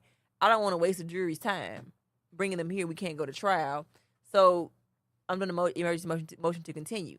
That motion being filed on that Friday evening, Saturday morning, what it should have done was alerted the Zach Wallace Circuit Clerk's office, hey, we had an issue here. Let me send robocalls out to the jurors so they won't come because we got an issue. I've been doing this long enough to know this is how it works. Everybody lays silent, put their hands behind their back, didn't say anything. We get into court Monday, and now everybody looking crazy, like acting like I'm the one who making this all up. And I'm like, no, I've tried everything in my power to get this done. It's not being done. And so I was frustrated in that moment. And I'm just steadily, and I feel like I kept talking and repeating myself. And he was hell bent on misunderstanding me. And finally, and then it's March 31st, and so they were like, the election commissioner's office was like, they came over too. Two of the Commissioner Clark and Commissioner Kadada Brown came over and sat in. And I said, the materials aren't here. And judge said, well, Clark and Brown go and get the materials. They didn't go get them. So we come back and they said, so the Clark. judge ordered them to go get And they didn't go get them. So, okay. And this is what I come back to. Yeah. You said there's nothing in the law that mandates them to even obey the judge's order. It should be. And it is something there. They should be held in contempt. But the judge still had to hold them in contempt. He didn't do it. Wow. So I'm just screaming top of my lungs, y'all. And I'm just like, okay, sir. And then Clark is like, oh, we can't bring the materials over there because Zach hasn't given us permission. What? But Zach is in Mexico. Conveniently, he's in Mexico, and it's like, what do you mean? So it was like, we can't do this, and Zach is saying I can't tell y'all anything. And this is not March 31st. On a different day. Yeah, the circuit clerk are you telling me that the circuit clerk governs the election commissioners? The circuit clerk is the custodian of election records. They actually should be all in his office in a vault, was sealed, dated. It was not. So what he does is he allows the materials to be in the election commission's office so they can play this little game where he's in charge of, but he says, I don't have it because it's over there. And then you go over there and they say, yeah, it's over here, but we're not in charge of it. He got to tell us to let you look at it. And so you go back and forth like I got a recording over here. As a matter of fact, I'm gonna try to play it for y'all. A 1 minute and 11-second recording, whereby I asked him to. Hopefully, stop ringing. You're not making this stuff up. I ain't making it up. This a and y'all, movie. is my life finna die, and it's fine. I'll just get back. It's a movie. It's a movie. It's a movie. But I go. Prior to all this, I went to him. I said, "Hey, can you give me a copy of the number of absentees that were counted in this election?" He says, "Oh, you got to go to the election commission's office for that." So I go to the election commission's office, and I'm over there. And at this point, I'm recording now, y'all. So I go to the election commission's office. I don't know if I'm better to play because my phone is actually finna die. What kind of bottom you got on that phone? iPhone 15. Oh, I got you over here. 14. So I go to the election commission's office, and I'm like, "Hey, Zach sent me over here and said that y'all got the reports." Ms. Vernon, though, at the time, she retired now. But she says, Zach runs elections. He the one gives us the reports. He knows exactly what he's doing. And then the other person who works there, she's like, this is what Zach does when he favors another candidate. Wow. Somebody said that? It's on recording right here. Is that position that gentleman holds, is that position elected or appointed? Elected. Okay. Somebody need to run against him. Okay. It's elected. But she was like, he knows how election, and that's when I knew then that I'm just being thrown for a ride, taken for a ride, y'all. You know, everything comes back to the front, and it's just a matter of how long it takes. To be able to give that to He just sent me over here. Yeah, he doesn't want to do it. Is that what? Well, he knows we're trying to order ballots. He said that he doesn't have the right to give it to me. You dangerous. Y'all have to give it. Y'all he can't go and tamper with it. And he's the clerk who he says he's over election. He is. He said he doesn't have the right to go into the. I would call the Secretary of State's office and send them an email. I would send an email first and follow up with the call, asking who is in charge of elections. Is it the election commission? Is it the circuit clerk? Because who gives me reports? Exactly. And see, I'm trying to order ballots. And he knows that. And we having a problem with our scanner. I can't do it until I send a report in. So I can't scan it to send it. So I'm kind of stuck right now. So I'm still figuring out how many ballots to order. That's the most important thing I have to do today is order ballots for the runoff. But like I said, that's what he's been doing the whole week. Going back and forth, back and forth. But let me just say, this is my opinion. Yes, ma'am. When he has decided that he doesn't want to help or he's in favor of someone else. Whose voice was that? There was another Miss Shirley. She was a secretary over there, but she retired too. Both of them retired. Okay. Yeah, but so I'm asking for the reports, and he's sending back and forth. And so in hindsight, now that I know what I know, went to trial and all of that, the reports I was asking for then, he had them. He could just print them out then. But those reports actually is what showed us what a fraud was. When we did the breakdown. Those reports actually showed us that these 100 people don't exist. That you just sprinkle them out to force a runoff. It's disgusting. Wow. It's disgusting. Well, yeah, I want to commend you because you don't walk around with your head down. You don't walk around sulking. You're not doing any blaming and shaming. You're just putting the facts and the information. But it gives you a wealth of experience to teach the next ones coming through. It does. Because I was like, you know what, let me add How does this elections happen in 2025, 2024, 2025? in a black county. In what now? A black county So with black officials. I think that's the most saddest part about it. you know what? You guys stay tuned Stay tuned. for 2026. My book, The Black Faces of White Supremacy. Okay. The what now? Black Faces of Girl, White Supremacy. I told you that. I told him that. You said that 6 months ago. I said black supremacy. I called it black supremacy. But you call it what now? What, She called what's it black the name of faces of white supremacy. Yeah, because white supremacy is not. I define white supremacy as Dr. Francis Chris Wilson and Neely Fuller Jr. defined it as a system. White supremacy is not a feeling. This is not bigotry. This is not a feeling. This is a literal system. So you will have faces that look like you who are vying for position to have a piece of that at whatever the expense is. So Wow. where it comes from. What has the expense been, Miss Morgan? Not Temporary My expense. Yes. What has been the expense? Oh, okay. Because I will speak directly to the folk involved in November 5th, 2024 election and what you've done to me. The expense has caused me financial burdens. It has caused me mental and emotional burdens. It has caused me a lot of things that just I wouldn't wish on anybody. And it's one thing to have, like I said, hurt feelings. And you can do a thing to somebody and their feelings are hurt. Feelings change. Mm-hmm. You did way more than hurt somebody's feelings, right? You've hurt a democracy. You manipulated innocent people's votes. But you've also upended my life. Like, I'm trying to figure it out now. Because like you said, when you a person like me who I don't have a plan B. Like, I put all my faith in plan A. Right. And when I do that, if you snatch the rug from under me, then I'm left with pieces of plan A, and trying to put them all back together to try to get to plan B. Because now, you know what I mean. And so people should really, really take into consideration their actions before they do it. Because to you it's just, oh, I want my friend to be here, and it's not going to do anything. But you have the lifelong things to me that I mean, it's trauma. It's actually trauma. Right. I'm grieving. Jackson you know what I mean? is known for trauma. Yeah, it's trauma. It's traumatic, and it's a grieving process because it's a loss, right? And not a loss in the sense of an election, because obviously I'll maintain that I'm the winner. But it's to the things I lost in the process is traumatic, and like I said, that's why there are moments where I'm angry because I'm grieving, right? And there are moments where I'm saying, "You go, girl," for standing up, and there are moments like, "Why do I have to stand up? Like, why did this get this far? Why do we have to get here? Why is nobody tapping anybody on the shoulder and saying, hey, y'all, we got to draw the line somewhere. Like, we got to stop this thing right now." And you just keep letting it go down the hill and go down the hill and go down the hill. So, it like she said earlier, I mean, it costs. And even back in the before I was born, when they were doing things like when they were shooting people on the courthouse steps for trying to vote, when they were lynching people, when they were taking your houses from you, it wasn't just, you took my house from me.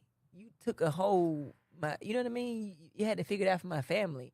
You hanging people. You taking somebody from my family who was a leader. You killed them.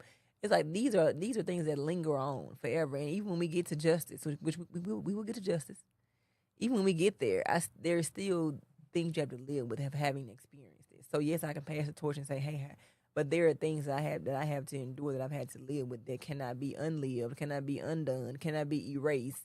They will forever affect me. Right. Well, they need to look out for the phoenix, because out of the ashes you shall rise. We shall rise. I just want to thank you so much for taking time out. As always, you've been supporting the show since we were sitting at a table with some phones. Yeah, right. Your show has evolved. So we are growing together. I want to thank you for allowing us to be on this journey, this adventure, and it goes back to it can happen to anyone. Oh, it can. It can. It can happen to anyone. And it's continuously happening all day long. Before we close out, not to speak on, but you've got another situation going on. I think Brother Archie went to court today. How does that? Is that all on the same boat with the mannerism and the mindset? What is that? I mean, you have the same bad actor in that case as in mine, but I don't know. I can't speak to all of his facts, right? Right, I don't think that he's alleging what I'm alleging. Right. I think that he is more technical. Different twist. Yeah, different twists. But it's still the same bad. Same actors. train. Same bad actors. Different glass Yeah, eyes. exactly. That's it. Okay. All right. Anything you like to leave on our spirits? I know I had a chance to sit in court. I've watched her, and you said this at the interview. Well, I heard you. I interpret it like this: if this is happening to me, and I'm a trained professional, what happens to those that don't have a clue of what's going on? And that's what keeps me going. It's so scary, y'all, because like you said, the resilience I have, the skills that I have, most people don't have, right? No, they don't. And so just imagine it's happening to most people and they can't fight back. And if I'm telling you it's hard for me to fight back, then, I just feel sorry for those who just don't even have the tool. They just have to accept it and go home and just think about it and say it. It's just disgusting because we are first responders, like as lawyers, as judicial system. And if it's not working for a lawyer, then it ain't working. It's a broken system. And I listened to Kamala Harris's, she got a book coming out next month. And I listened to one of her things she did online. She talked about the system being so broken and she didn't want to be a part of it. She said, I want to just talk to people, just talk to them. That asking for their vote. She said, the system is so broken. And I can just see in her spirit that we experience the same thing on a different level, right? Hers on a national level, but it's just seen. Black women are our voters, but black women keep getting looked over, stolen from these elections. But you depend on black votes, black women votes, right? But then when we put our name on the ballot, it's a whole different story, And so, you just got to protect black women. You got to protect the black vote. You got to protect democracy, no matter who's voting. It's a lot that goes into this, but it's not just, I want to walk away with people saying this is not just a Bridgette problem. It's not. It is a global, worldwide, specifically county-wide problem. And if we don't get a grip on it now, elections are just a waste of time. We may as well make Zach Wallace a governor and just let him do the appointing. So I want to look, and I do want to say that because of where I work, the opinions expressed here today are those of Bridgette Morgan. And I don't think I've given an opinion. I have a lot of opinions. But people gonna misinterpret what they interpret. Yeah. Yeah, they are. But I do have to give that because of where I work and some of the same affiliations that you talked about earlier are some of them that I have, and and I've made people aware. Hey, I'm gonna be here, and I feel how I feel. But I believe everything that you said as far as protecting black women, and the unfortunate part, and I can't wait to talk to you again about protecting black women from other black women. Ooh, wow! Please call me on that one. I got a whole nother. Are we going to the couch on that one? My God, y'all gonna do that behind that? Huh? Say what? We're gonna go to the couch on that one. Say go to the black, come back black, here. Yeah, come back here. Oh, yeah, okay, absolutely. black Ooh, women can we do that? protecting black we women. We gotta do that. That's a whole different. That is a absolutely. whole. Okay, that's deep. You so deep. Dealing with my election, my thing was nothing like yours, Bridgette. I didn't win, and here's what's the truth. I knew that it was a slim chance in hell for me to win. I went up against a millionaire who was an incumbent, who wasn't unliked. Yeah. Okay, but some friends, me and my friends, we had to believe no seat should go unchallenged, right? And the things that people tried to do to me during that election, where I spent 15 cents, made no sense. Just me, my niece at that time, who how old my campaign manager was? 12. Mine too. Mine too. I had three 12-year-olds. I had three 12-year-olds. It kept down a whole lot of mess too, didn't it? They still was upset. That's what the point she's trying to make is, with 15 cents and her 12-year-old, they still was doing the most. A 12-year-old, an 8-year-old, I forgot how old the other was, but my great nieces and my great nephew, we just walked and talked to people. We did our thing. My family came out with me when they could, but you're not talking about somebody who had money to run commercials and all this stuff. So it was insane to me, the things that went on. And I'm not talking about in an office. I'm talking about these people who people intentionally hire who would tear down your signs. These people who would, just badmouth you, lie on you. I mean, it meant. So we're going to have this conversation on this couch about this black women. Okay, we'll bring that back in January. Look, all right. Stay ready. All right. Once again, Miss Morgan, please let them know. I know it's time Miss Morgan braiding her hair and everything. I always do this. So let me ask you something. So you booked all the way up to January? No, man, we can do something in December. Oh, I can't tell you no. Booked. This man is booked to No, December. that's because of people like you. People are booked. Yeah, and busy. people like you. Let me get on the couch. We wanna make sure that we connect people to resources and resources to people, and sometimes it's not necessarily something tangible. It's an experience. Yeah. You know, a word, a sentence, a paragraph will make a big Well, difference. I'm proud of you. Well, hit that. I'm Hey, proud of if you. you're proud of me, let me hit that. Hey. I saw you. I go back to when you were walking in Georgetown, doing that Georgetown festival. I saw you recording everybody, and I was like, let me tap them and tell them to record me too. And you said, you confident now? You don't got no problem. And I was like, no.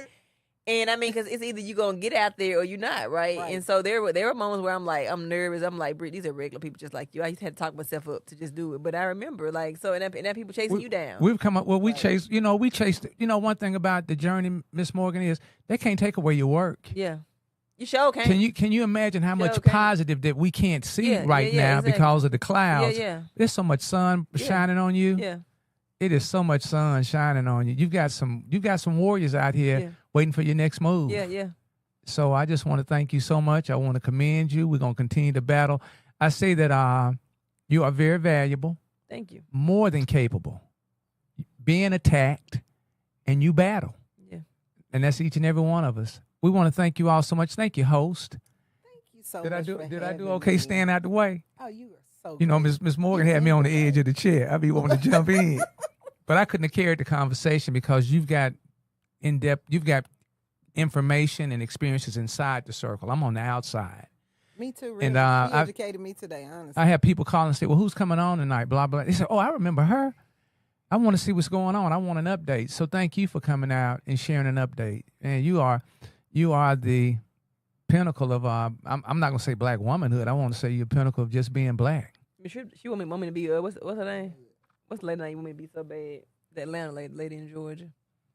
Portia. No, a lady in Georgia that ran for governor. Oh, you talking about Stacey what's my girl, Abrams. Stacey Abrams. She want me to be Stacey Abrams so bad. She wants you to be? Yeah. I Okay. want to run from politics, though. I just want to do the work. Okay. I want to do the work. But I know that I can't do it at home, right? So you got to put yourself out there to do the work. You've done well. Yeah. One thing about it, nobody said anything negative about you. And I'll say this last thing, Please too. say this. People say you run for office and you disappear. You ain't. I want y'all to know, I see the community events, and I want to, and literally, it's not that I am really trying to get myself together emotionally and mentally. You're entitled to that. Yeah, and it takes a lot, huh? I said, and In financially, financial, it takes a lot. Like it's like I see it, and I promise you, when I look at my memories, and like, oh, this is where you were a year ago.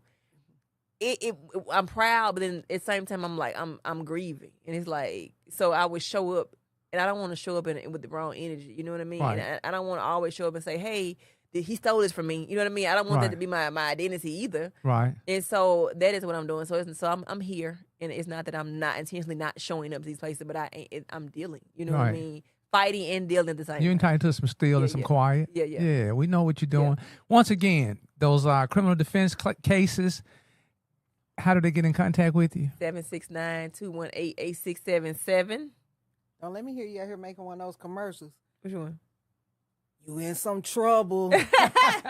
You see them lights. Who got one like this? You running. What you need? That's the guy from Texas, ain't You it? I think need I an seen. attorney. Yeah, I think I saw that. Uh-oh, roof. A mess. We want to thank you all so much for taking time out of your evening. Community connections, conversations on Thursday nights. We're unapologetic, uncensored, and we did all this without cussing. I think I slipped one word in there. Connecting said people to peace. resources to people. Next one's up, community strong. We want you guys to have a safe evening. Ms. Tripp, anything you want to say to sign us out of here? Peace and blessings to all. Okay. Yeah. And if you can, please come to Tougaloo College on this Saturday to the Institute for the Advancement of Minority Health Men's Conference. Come out and see your girl on the panel, Roland Martin. will be Roland there. Martin. Amen. What time? Oh. What time is that? What time is that? Starts at 10:30. Okay. AM. You need tickets? Yes. It's Okay. free. Okay. Yeah, it's No free, so cost. it's not like Okay. you don't have to buy the Is tickets. get up off the couch. Also, this coming Saturday, Operation Good will be at the Old Roses on Terry Road. There's a free giveaway. Come out and meet those warriors that are going in and out of these communities and making sure that we're safe and we got some balance. All right. I'm going to close out on this. Hey. basics of unity, love, and peace. Get peace, love, community skills. Wrong picture. Hold on, guys. Hey, everybody. Hey, we got something to say. Listen. Hey, we got something to say. Listen. Hey, better get off the couch. Reach one, teach one, community strong. Hey, we got something to say. Hey, we got something to say. Hey, better get off the couch. Reach one, teach one, community strong. Welcome to the show. We about to drop some knowledge. The Mr. Howard Sanders with the brother Coach Obama. Superheroes, conversation about the real. They try to keep it clean. You guys have a great evening and be safe out there. No Good about no hatred or no hate. Peace. Y'all in the same gang, gonna change a better day. The prophet of the truth, initials POT. No price tag on this knowledge, you can get it for the free. Reach one, teach one, the old and the young. We got it by the spirits with the power of the tongue. I'm on the inside looking out, they on the outside looking in.